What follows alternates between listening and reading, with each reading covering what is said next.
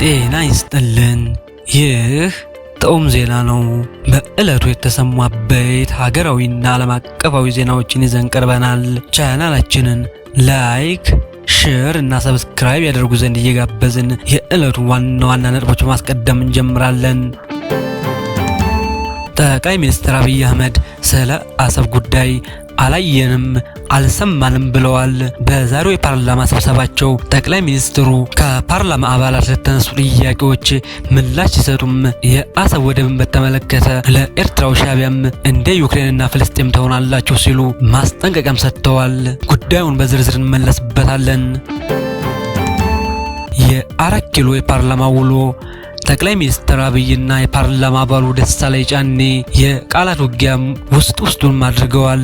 ደሳለኝ ጫኔ ጠቅላይ ሚኒስትሩን እንደ ኢህአዴግ ከአራቱ የአባይ ፕሮጀክቶች ውስጥ አንዱን ይጀምሩትና መጪው ትውልድ ይጨርሰዋል ሲሉ፣ ጠቅላይ ሚኒስትሩም ደሳለኝ ጫኔን ኤርትራውያኖች በየት በኩል መጡብንም ብለዋል። የዛሬውን የአራት ኪሎ የፓርላማ አስገራሚ ሁነቶች በስፋት እናቀርብላችኋለን።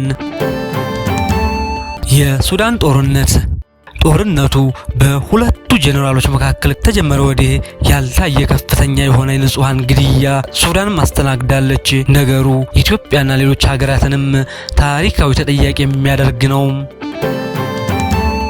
የኢትዮጵያ ጠቅላይ ሚኒስትር ዶክተር አብይ አህመድ የአሰብ ወደብን በተመለከተ ከፓርላማ አባላት ለተነሱ ጥያቄዎችም ምላሽ በሰጡበት የፓርላማ ውሏቸው ኢትዮጵያ ኤርትራ ስትገነጠል የአሰብ ወደብን ያጣችበትን መንገድ ሕጋዊ አለመሆኑን ሲገልጹም የውሳኔውን ሰነድ ፈለግን አጣነውም፣ ከካቢኔ እስከ ምክር ቤቱ ፈለግን፣ ምክር ቤትም አልነበረ፣ ምክር ቤቱም አያውቀውም፣ የኢትዮጵያ ሕዝብም በሪፈረንደም ወይም በህዝበ ውሳኔ ወሰነው እንዳይባል እኛም ያን የነበርን ከካቢኔ እስከ ምክር ቤት ብሎም እስከ ስራ አስፈጻሚ የማያውቀውን ውሳኔ ማን ወሰነውም ሲሉ ጠይቃሉ።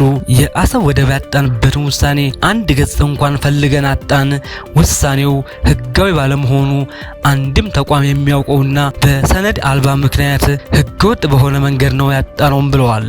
ጠቅላይ ሚኒስትሩ ከዚሁ ጋር አያይዘውም ጉዳዩን ለተለያዩ ታላላቅ የዓለም ሀገራት ለቻይና፣ ለአሜሪካ፣ ለሩሲያና ለአውሮፓ ሀገራት ማሳውቀናል። በፍጥነት ካልፈቱት ጉዳዩም በሰላማዊ መንገድ ሊፈታ አይችልም ሲሉ ገልጸዋል።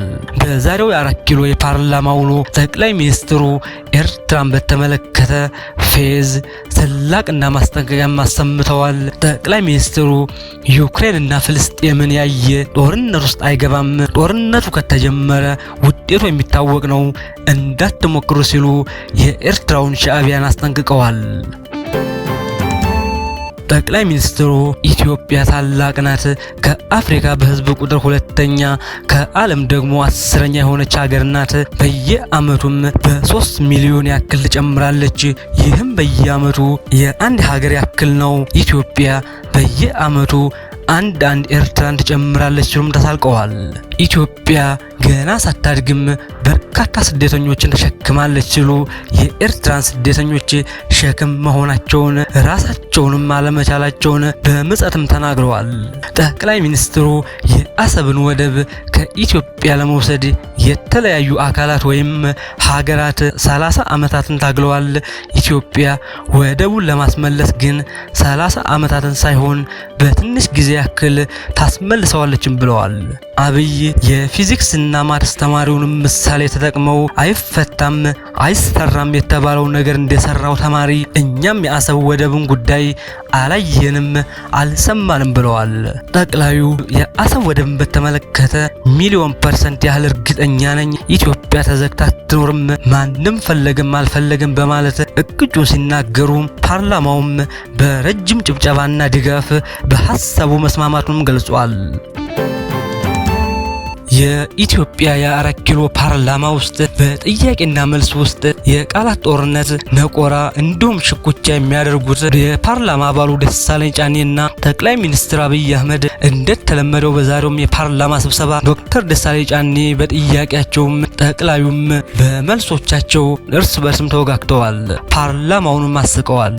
በመጀመሪያ ደሳለኝ ጫኔ ጥያቄያቸውን ሲያቀርቡ የአባይ ግድብ ረጅም ጊዜ ቢወስድም መጠናቀቁም ደስ የሚል ነው በማለት ጀምረዋል። ከዚህ ቀደም በነበራቸው የቃላት ነቆራ ጠቅላይ ሚኒስትሩ ጨለምተኛ በማለት ስለነቆሩት እኔ የማነሳው ጥያቄ የህዝብ ችግሮችን ነው። የህዝብ ችግሮችን ማንሳት ደግሞ ጨለምተኛ ያስብልም። እኔ በፖለቲካ ህይወቴ ጨለምተኛ ሳይሆን ፕራግማቲስት ወይም ተራማጅ ነኝ በማለት ለባለፈውም ነቆራ መልስ የሚሆን ለዛሬውም ጥያቄ ከቻሉት ይመልሱ እንጂ ጨለምተኛ ብለው አይለፉ በሚል መልኩ ነቆራቸውን ይጀምራሉ። የፓርላማ አባሉ ዶክተር ደሳለኝ ጫኔ ስለ ኢኮኖሚ ውድቀት፣ ስለ ድህነትና ስለ ሰላም ማጣት እንዲሁም በአማራና በኦሮሚያ ክልል ስላለው ጦርነት አንስተው በጦርነቱ ምክንያት ስለወደሙ የህዝብ መሰረተ ልማቶች ጠይቀውም በሚከተሉ ሁለት ጉዳዮች ግን የቃላት ሰይፋቸውን መዘው ጠቅላዩን በይበልጥ ወርፈዋቸዋል። የመጀመሪያው የአባይ ግድብን በተመለከተ ነቆራ ሲጀምሩ የአባይ ማስተር ፕላን አባይ ላይ ሊገደቡ የታቀዱና የተጠኑ እቅዶች 4 ግድቦች ናቸው።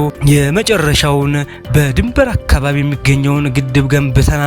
በእርስዎ ጊዜ ደግሞ ከላይ ከሚገኙት ከሶስቱ ውስጥ ለአንዱ የመሰረተ ድንጋይ ጥለው ቢያስጀምሩትና ቀጣዩ ትውልድ ቢጨርሰው ሲሉ ጠቅላዩን የአባይ ግድብን አሰራህም የመሰረት ድንጋይም አልጣልክም ፕሮጀክቱም የኢህአዴግ መንግስት እንጂ የአንተ አይደለም በማለት ውስጡን የጠቅላይ ሚኒስትሩን አስተዋጽኦ በአባይ ግድብ ላይ እንደሌለበት በነገርም ወቅተዋል።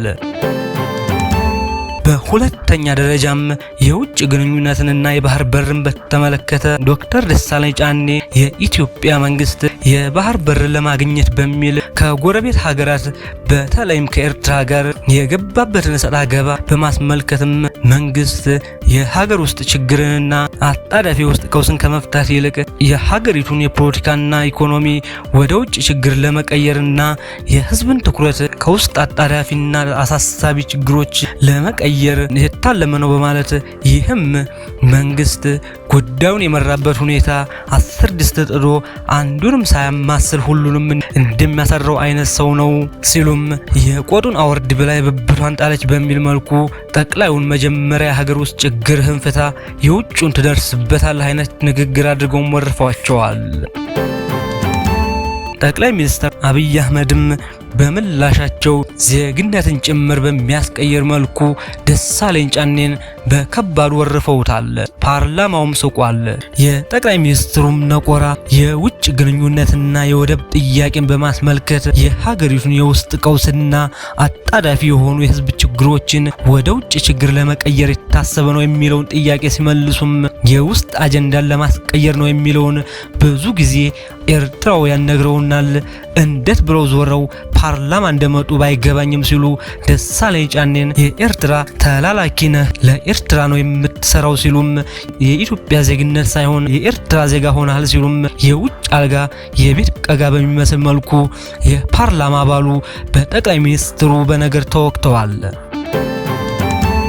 ከዚህ በመቀጠልም የአሰብ ወደብን በተመለከተ በመቃወማችሁ ምክንያት ታሪካችሁ እንዳይበላሽ ሲሉም ያሳሰቡ ሲሆን በተጨማሪም አሁን እየተቃወማችሁ ሳለ የወደቡ ጉዳይ ሲሳካ ደግሞ ያኔም ብለን ነበር እንዳትሉ ሰጋለሁ በማለትም ደሳለኝ ጫኔን አቋም የለሽ ነህ በሚል መልኩ በመልሳቸውም ወርፈዋቸዋል። የሱዳኑ ጦርነት በሁለቱ ጄኔራሎች ከተጀመረ ወዲህ የጦርነቱ ጡዘት ጫፍ ላይ ደርሶ በርካታ ሲቪል ሱዳናውያን በገፍና በአሰቃቂ ሁኔታ እየተገደሉ ነው። በዚህ ሱዳንን የማፍረስ ጦርነት ላይ በርካታ ሀገራት ከጥቅማቸው አንጻር ተሰልፈው የተለያዩ ዘመናዊ የጦር መሳሪያን አቅራቢ በመሆን የጦርነቱ እቶን እሳት ላይ ቤንዚንና ጋዝ በመጨመር እያጋጋሉት ይገኛል። በጄኔራል አልቡርሃን ከሚመራው የሱዳን ጦር ኃይል ጎን ግብጽ፣ ኤርትራ፣ ህወሓት ብሎም እስከ ኢራን ያሉ ሀገራት የሚደግፉት ሲሆን በሄሚቲ ከሚመራው የፈጥኖ ደራሽ ኃይል ጎን ደግሞ የተባበሩት አረብ ኤሚሬት፣ ኢትዮጵያ፣ ቻድ ብሎም እስከ እስራኤል የሚደርሱ ሀገራት የሚደግፉት ሲሆን ከሰሞኑ ጦርነቱ ተባብሶ ሲቀጥል የፈጥኖ ደራሽ ኃይሉ በምዕራብ ዳርፉር የምትገኘውን አልፋህሸር የሚባለውን ቦታ መቆጣጠሩን ተከትሎ በርካታ ሰዎችም በዘርና በጎሳ እየተለዩ ሴቶችና ህፃናትን ጭምር በሚያሳዝን ሁኔታ በገፍ ተገድለዋል። የዘር ማጥፋት ወንጀል ነውም ተብሏል። በአጠቃላይም በሁለቱ ወገን ደጋፊ የሆኑ ሀገራት ታሪካዊ ተጠያቂ መሆናቸው የሚቀርም አይሆንም።